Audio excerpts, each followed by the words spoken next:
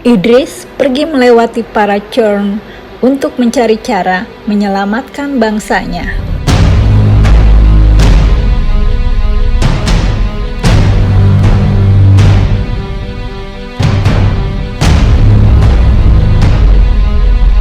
At the narrow passage, there are no friends. Idris muncul di dalam kotak kaca, lalu terbatuk. Hidungnya sakit seperti tersengat ketika dia mencoba menarik nafas. Matanya berair. Cakram yang tajam jatuh dari genggamannya. Dia menutup mulut dan hidung dengan sorbannya. Tetapi tetap saja tidak bisa menghalangi dari kabut hijau abu-abu yang menyelubung. Kulitnya terbakar, walaupun dia terlindung oleh pakaian anti badai pasir.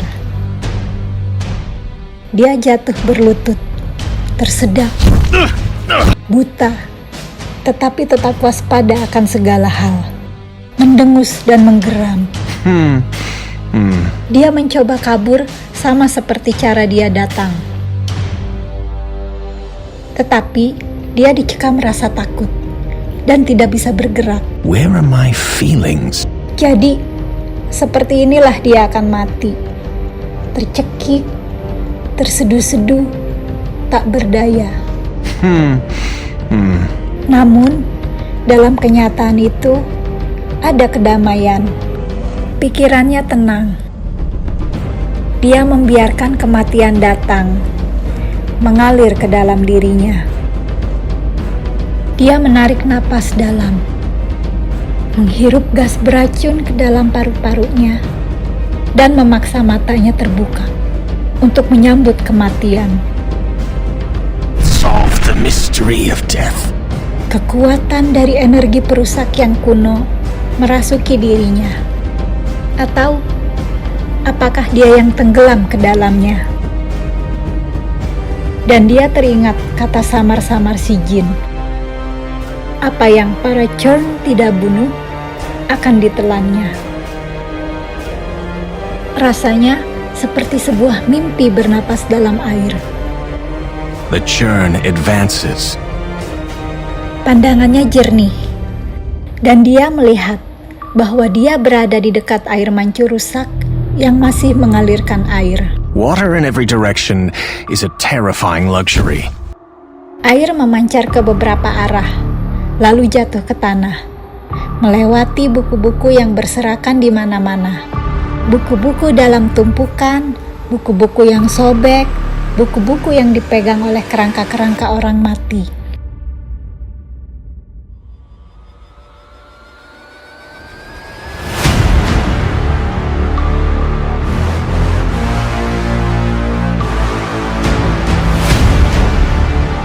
Air mancur mengalir hitam bercampur tinta.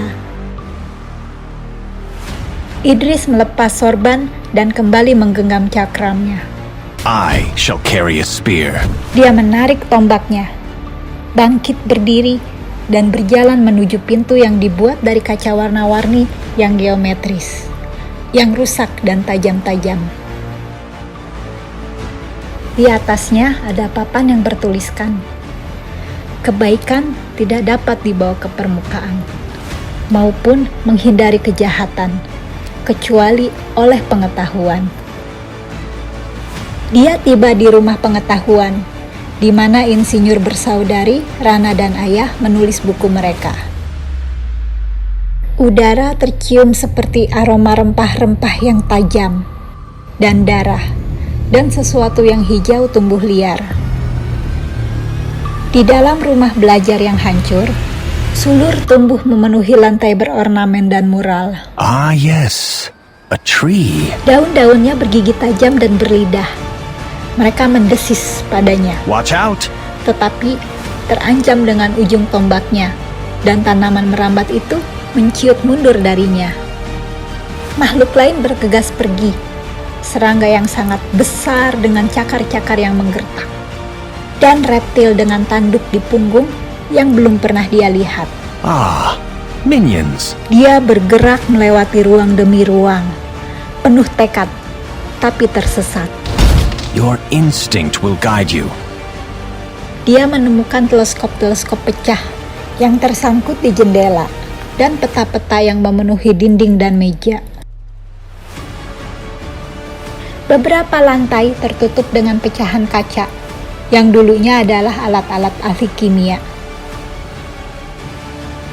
Semua ruangan, dari lantai hingga ke plafon, dipenuhi buku-buku yang berjatuhan dari rak. Bagaimana dia akan mencari satu buku di antara ribuan? Lalu dia menemukan ruangan yang rapi. Di dalamnya terpajang mesin-mesin aneh dan berbagai penemuan. Pompa air dan pompa rantai. Sebuah robot merak mematuk saat dia lewat. Berbagai jenis jam berdetik serentak.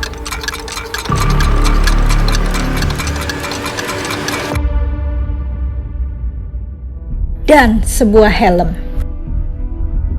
Ada juga senjata-senjata yang sedang dalam kondisi perbaikan, dan ada bekas ledakan di dinding. Penasaran, Idris memakai helm itu dan kaget ketika sebuah holografik di penutup wajah muncul di depan matanya, memberinya pandangan ruangan di belakang dan sekelilingnya. Follow your fear to the honorable fight. Dan kemudian dia mendengar bisikan. Dia tidak tercekik oleh kabut asap. Dia lulus ujian pertamanya. Idris berputar, dan tampilan layar juga ikut berputar, sehingga apa yang ada di belakangnya terlihat di layar. Dia tidak melihat siapapun. Fear is the mind killer. Dia bergerak melewati ruangan, punggungnya merapat ke dinding, dan menunggu. Tombak dan cakramnya telah siap.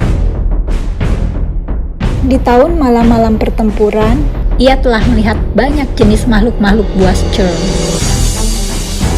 Hewan dan tumbuhan yang berevolusi dengan mengerikan. It is best to strike from near and far. Tetapi, yang merayap melewati pintu adalah hal yang sama sekali berbeda.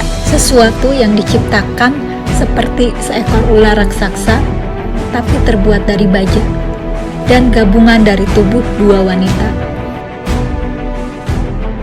Jari-jari mereka bermutasi menyerupai taring ular berbisa. Tabung dan kabel-kabel dicangkokkan ke dalam daging mereka, seolah-olah tumbuh di sana. Satu mata bercahaya memisahkan batang tubuh mereka. There is evil in your eyes. Itu adalah penggabungan antara hewan liar, manusia, dan teknologi yang menjijikan. Ular itu merayap dalam bentuk spiral, sehingga kedua bersaudara itu saling berhadapan satu sama lain.